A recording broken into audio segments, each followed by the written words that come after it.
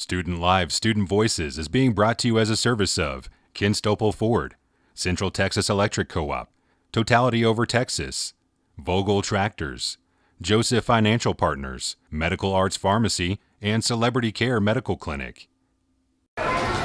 Welcome to Student Live, Student Voices, a production of HC Broadcasting and KNAF AM 910. This series encourages conversations about the topics that matter to young people and the issues that affect them. Our goal is to engage students in these conversations as well as in the solutions created. Time now for Student Lives, Student Voices. Hey everybody, this is Sean Fritz from the studios of KNAF AM 910, the Texas Rumpel Radio Network. Welcome to Students Live, Student Voices. We are delighted here to welcome Chris Ayala to the conversation this evening. Chris was the school resource officer in Fredericksburg for 22 years. Would you like to tell us a little bit more about yourself? Absolutely. I moved here from a smaller town area and moved to Fredericksburg and really enjoyed the atmosphere of Fredericksburg. And then in 2000, I was blessed to become part of this Fredericksburg Independent School District as a school resource officer / criminal justice instructor.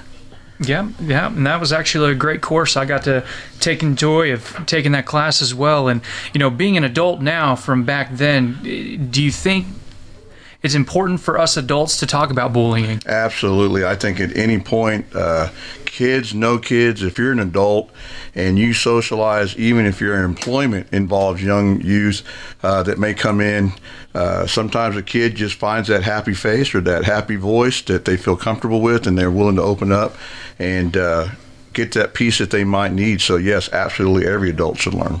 So on top of being the school resource officer with your 22 years of experience, you also have many years of experience as being a law officer. And in your experience, I'm sure you've seen a lot of bullying. Do you care to share some of the serious cases without giving anybody's identity? Absolutely. You know, the hard part for that is I hate to say this, but there's too many. There's so many. And, you know, to see these kids that were realistically just wanting to go to school, and you really pick up on it when they don't want to go to school that there's an issue. And, you know, one of the stories for me was just, you know, seeing, you know, here's what I want you to understand. It's not just girls and it's not just boys. But I will say that one of the toughest ones I had was a young man that was being bullied by several other young men. And it continued for a little bit until he finally had the courage to tell a teacher. And once he told the teacher, he eventually got into my office and to the administration's office. And to know how long this went on is where it goes back to the importance of to tell an adult, to let the adults know how to talk to these kids. And he finally found that happy voice and that happy face that he felt comfortable with enough being a teacher and shared that information with the rest of it. And it really just came down to the young men that were bullying him were actually a lot alike. They were going through the same family struggles. They were going through the same parenting situations of single parents or divorcing parents, and they were feeling frustration. And unfortunately, this other young man who was going through the same, almost identical experience of a family divorcing was the easy target because he was in a point where he just really wasn't very strong at that point. And but what was interesting is having that communication with them and the teacher bringing that up to us, we were able to get all three of them brought to a forefront where they all understood each other, and it helped end that problem. It really did. Oh, absolutely. Speaking with an elder definitely helps in that situation. Absolutely. I've spoken with my youngest too. She's had some complications there in the past, and I told her use the chain of command. Absolutely. Instead of taking on against yourself, go to your teacher, go to your counselor, go to a fellow adult. They will help to de-escalate the situation and come to an equal medium. You know, with that being said, how can we as parents kind of get to talking with experience with bullying or any problems with that? So, you know, one thing is as a school person myself, I was bullied. There was no question in my mind that I was bullied, but I also knew that I could go home to my parents and I could actually sit down with them, get that kindness that I needed back to show that there was some stability in my life. But the other thing is I also knew that if I told my parents something, they wouldn't be upset with me or feel like it was something that maybe I was causing. I think that when you're talking to your child is to make sure they understand that they can come to you, they can visit with you, and there'll be no judgment, know nothing until we get to the bottom of what their concerns are. But if they think for a second that you're going to be upset with them, they're not going to tell you. And we want them to tell you. We want them to come forward. And, I tell a lot of parents that, and most parents who've been parenting a long time will tell you, mom and dad can say it, and it's not a good thing, but if someone that they trust outside of mom and dad say it, it's the rule, it's the law. And so that's where I think having friends in your world as family friends that can talk to those youngsters is important. But making sure they know they have a safe spot where there's not going to be any judgment, no matter what they come to you with, is really, really important as a parent. Oh, absolutely. And one thing that your class taught me was there's 3 sides to every story. That's it. Their side, my side, and the truth. That's it. And with bullying continuing as kids, what people or organizations may bullied kids turn to? So, and I'm going to recommend to the parents, there's a House bill called David's Law, and it's based out of an incident that took place in Alamo Heights in San Antonio, and it's called David's Law, which is a mandated bill that was passed probably about 6-7 years ago. You can look it up under David's Law. There's actually a wonderful website provided by this. And David was a victim of bullying, and we're to the point, unfortunately, he took his life. But his family took his name and made into a presentation to our legislators. And if I'm going to say I'm very correct on this, that it was unanimously voted into bill. And so it makes it mandatory that we provide certain things for our students to be able to go to someone, either anonymously or verbally. The teachers are trained on that. And so there's a lot there, but for parents, if you're looking for resources, look up David's Law, and it's usually one of the first ones that pops up on the internet that will then allow you to look for different tips, and it even comes up with articles to read on how to work with your kids.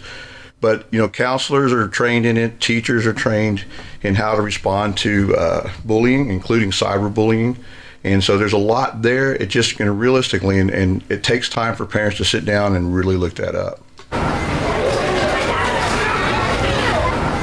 Welcome back to Student Live Student Voices, a production of HC Broadcasting and KNAF-AM 910. Hey everybody, this is Sean Fritz. Welcome to Students Live Student Voices. We are delighted here to welcome Chris Ayala to the conversation this evening. Chris was the school resource officer in Fredericksburg for 22 years. You talked about cyberbullying, being that we're in a new age, because when I was younger, it was dial-up. It took 30 seconds for it to just come up, Yeah. But with now, it is literally at the touch of our fingers. Elementary kids even have cell phones. What can we do to kind of help promote the knowledge of activity of cyberbullying to the parents? So the big thing for me, and this is my own children, is that when we look at the amount of time of what students will spend on a phone, the key thing to remember is this, and I'm going to go back, I'm not a young man, but I'm not an old fella, but what it comes down to is that when we were bullied at school, we went home and there was no more connection to the bullying, and we could rejuvenate, prepare, go back to school the next day with a stronger body and a stronger mind and heart. Nowadays, when you're getting bullied physically, and now it continues to be a bullying situation because of the cell phone or the internet, that's where you're never getting that breather, you're never getting that break. So for me to tell a parent, if you feel like your child is being bullied, it's time to take that phone and be there for that student, for that young person, without doing anything but talking to them about how their day went, etc., but disconnect from that ability to cyberbully. I think another big chapter on the cyberbullying, when we do give our children the phones, monitoring them, it still gives them freedom, but it also helps us to protect them from, hey, if we see somebody trying to message our child on a social media platform, absolutely, it flags that text message immediately. And there are different platforms out there for parents to use that are still children friendly, and with us 90s babies, very, very technology savvy, yes, I guess absolutely. You could say, that we're able to use. With all of that being said, do you ever see any where children in elementary school are being bullied, and maybe in high school they become the bully? Is that something that tends to happen? Yes, and so what I want people to understand, don't think of just your middle school child or your high school child being potential bullies. This happens in elementary. We work a lot of bullying cases. We worked a lot of bullying cases in elementary, in the cities, here in Fredericksburg, and I know they do otherwise. But the key thing to remember is that know if these kids have access to the phone, there's going to be eventually cyberbullying. They may not realize what they're doing, but they're going to do it. And then the other thing is when we look at the connection of the phone to these young folks, I believe there's a need for the phone, and I think there's some of it to it, but there's also limitations to that phone. And what you just said about the technology, I'm only very versatile in the technology because I worked with youth. Parents need to take the time to become versatile with that. I'll be honest with you, my kids I have the passcode. They don't have a passcode. We all have the same passcode so that I can get on their phone at any point. When you look at the future of it, it's all going to be problematic to what's going on at that time. So, one day you may be the kid that falls in the hallway, and now you become the target because of what you did. And then later on, you become the target because you experienced it and you want someone else to feel that as well. Mm-hmm. And it does continue to grow. So just remember, bullying doesn't end because you graduate from high school. That continues on into workplaces and so forth. And so you have to consider that bullying doesn't always just go away because you get out of school and you're grown up. So do you have any advice for the bullies? And do you see any connection between young bullies and problems as an adult? Absolutely. One of the things is the best way to realize it, when you see a bully, you're going to find out first off and foremost, they are struggling. And whether it's family, whether it's in school, whether it's medical, there's some form of struggle that they're going through that they feel the need to try to see if they can take that pressure, that stress, that depression, or their own anger onto somebody else to make them feel better. Honestly, it's in relevance. It's no different than a person who runs to release stress or a person who boxes a punching bag to release stress. They're doing it to feel better, or that their problems are not so much just their own, that they can share that with someone else. And we have to realize that they're human, just like any bully's a human, and they go through struggles. And that's the one thing I always learned as working with the bullies. And my advice to a bully is, if you feel that way, the same way we want you as a victim to go to someone as well. To have the bully, understand that if they feel that way, they need to talk to somebody. Oh, yes. With our elementary and middle school years and the beginning of high school is the most prominent age for us youth, because that's when our mind is developing, and that's when we metastasize ourselves on certain knowledge. And if we're getting it in the wrong places, it tends to be a little more difficult to get rid of. Absolutely. Would you agree that school activities could be a strong circle of friends could help mitigate most bully cases? Absolutely. I think and again, this goes to releasing energy. I think a young man or young lady that's struggling with bullying, not just as the victim, they find that release in being involved and being surrounded by people, because they know that's less likely to happen. But the same thing goes for the person that is the bully or the aggressor, is that when they're involved in the things, they see more of the team role, more of the responsibility, that this is not just one individual, this is an overall team effort. And it takes a team to make it work. So I think when you have a person that's involved in those team building and those courage building, that you work together, is huge on that. And then the other thing is once you start to be involved into these competitive sports, you start to build your friendships. You start to build these groups that you feel comfortable with. And so I think that's huge to have them involved in different activities, extracurricular activities. And it can be fishing. Don't think it just has to be a sport. It could be fishing. It could be bowling. Just, anything that keeps them occupied and keeps them busy. Welcome back to Student Live Student Voices, a production of HC Broadcasting and KNAF-AM 910.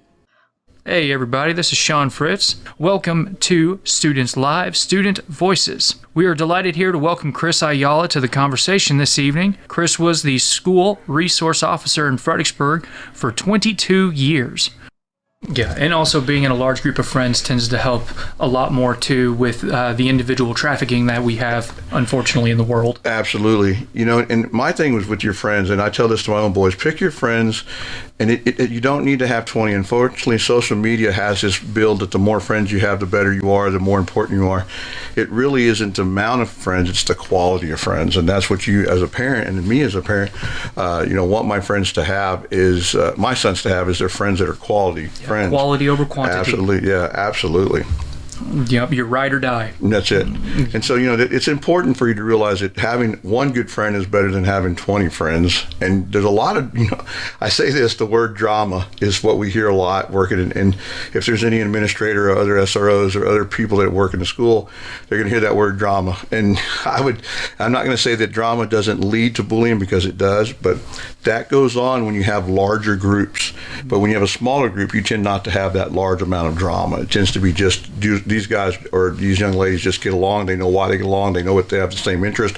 So there's no need to be talking about other people. And do you feel in the school system that a lot of the drama could be derailed if the situation is notified to an adult? Absolutely. As soon as it happens. Yes. I mean, the quicker the better. A lot of what I tell students is, and I tell them this in my class, which you also, if you don't say anything, that bully feels stronger because that you're obviously not going to say anything. But the second that you say something to me and we get involved, the bully tends to say, okay, yeah, this person is going to say something, and does not always, then at that point it changes the course of events. And that's in almost every situation. When something is finally brought to the forefront or brought to the surface, things change. And without it knowing, as we know, we administrators and the SROs and law enforcement, we can't fix what we don't know. And that's important. So I agree with that 100%. Yeah. Being with the children definitely helps. As a parent, are there possibly different signs that we can see that our child is being bullied if they're not wanting to talk to us about communicating with it? And that you said the right word. When they're stopping to communicate with you and you know that your communicate has dropped, and I don't care if it's 25%, and you say, I no longer communicate with my kid 25% as much as I used to, that's when you grab that young lady, young man, and you sit down with them at a table. And then again, that's where you look at them and say, I promise you, whatever you tell me, we're going to work this out as you're my son or you're my daughter, I'm your mom, I'm your father. It has to be a point that you're noticing what's going on with your kids. And one of the things is that when I would train teachers and staff is your kid better than I do. You know when they're up, you know when they're down, you know when they're happy, you know when they're sad. And it's the gut instinct says, I know something's not right. When that gut instinct kicks in as a parent, activate your parenting skills, get after it, start talking to them. And then give them a time frame. Say, look, I think something's going on. You don't have to talk to me right now, but I'll be in here in about 15 minutes. You come find me. And a lot of times they'll wind up following you into that. A lot of times I would talk to kids in the hallway and I say, hey, do we need to talk? And he goes, yeah. I said, if you want, meet me in my office. And by the time I sat down, they were already knocking on my door. They're looking for that. They're looking for that out. And we had an issue with that with our children as well. And one of the main things that we did was we tried to speak to them. They did not. That parent gut comes in. We actually called the school counselor to see if maybe during the week she could just pull her in to have a nice little 5-10 minute chat about how's your day. So therefore it doesn't feel like, oh, my parents are against me. Absolutely. It's there to help you as a tool to better not only your mental health but also to help from anti-bullying. See, and one thing that I've learned, and this is talking to multiple students all ages from elementary, middle school to high school, and I would always say, why didn't you bring this up to your parents, or why didn't you tell your parents? And they would say, Officer Ayala, the one person or the people that I don't want to let down the most are my parents. I don't want to let them down. And which is kind of a catch-22, because we want them to tell us as parents, but we also want them to know that, growing up wasn't easy for us either. The road was the same for us. It wasn't easy. But a lot of times they just don't want to disappoint you. And that's why they'll even look at you in the face and say, no, Mom, I'm fine. No, Dad, I'm fine. It's because they feel like that's part of letting you down. And so just understand that. And I'm one of those that tell my boys every day on the phone or in person, I love you. That's got to be more prevalent in our lives. Let your kids know you love them all the time. Let them know you love them and you're proud of them. Absolutely. No matter what. No. You'll fight their court case even if you don't agree why they're there. That's it. No, and that's part of being a parent. And it's not easy. I'll tell you right now, I always say this to parents when I have meetings with them. If having kids were easy, we'd all have 30 plus, but we get to a point where we know 3's plenty, 2's plenty, we're good with that. So yeah. So when it comes to inside of the school system itself, teachers and everybody have accumulated the skills to help with the anti-bullying. Absolutely. Along with the counselors, and they're able to point you in the right directions and speak to others to give further help if the school administration is not enough. Absolutely. And so we can always go outside. There's a lot of organizations locally. The schools are very versed to who we use or who we wouldn't use in that nature. And and the one thing that I will say this is I'm very proud of our ISD system, the teaching, the staff. They were very good with learning. They were very attentive when we trained it, and I think that they will do what they're set out to do if called upon as teachers. I think that when we have to entrust our kids with the school. Absolutely. I'd love to be with them 24, but they don't want me to be with them 24. So so we have to trust them with the teachers, and I think that teachers will do an outstanding job. We're not perfect. We're humans. Teachers are human, and they make mistakes too. But at any point, the key ingredient is you got to be willing to learn and listen. That's just the main thing, is to listen. Absolutely. Some of the best advice ever given to me was from a theology teacher my junior year. She was a prior nun at the Vatican. All tatted up with tattoos, 5'2" little thing, and she gave me some of the best advice I could ever have. I went home that weekend. I came back Monday a completely changed man. That's awesome. That's awesome. So, well, you heard it here. Chris Ayala, 22 years at the school itself. How long have you been in law enforcement? This is the start of my 31st year. I think about October would have been the start of my 31st year in law enforcement. I was still in diapers. Yes, you were. But I love what I do. I'm very blessed, and I'm excited to continue on working with youth as I'm going forward and continue to grow as I go. I'm always willing to learn, that's for sure. Well, that's great, and we definitely appreciate your time and hope you have a wonderful day. Awesome. Thank you, sir.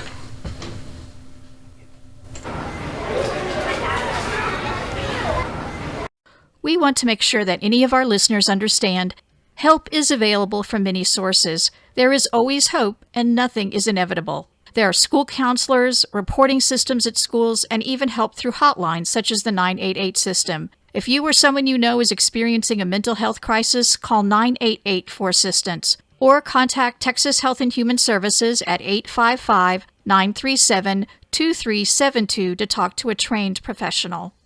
Thank you for listening to Student Live, Student Voices, brought to you by our sponsors, Ken Stopel Ford, Central Texas Electric Co-op, Totality Over Texas, Vogel Tractors, Joseph Financial Partners, Medical Arts Pharmacy, and Celebrity Care Medical Clinic.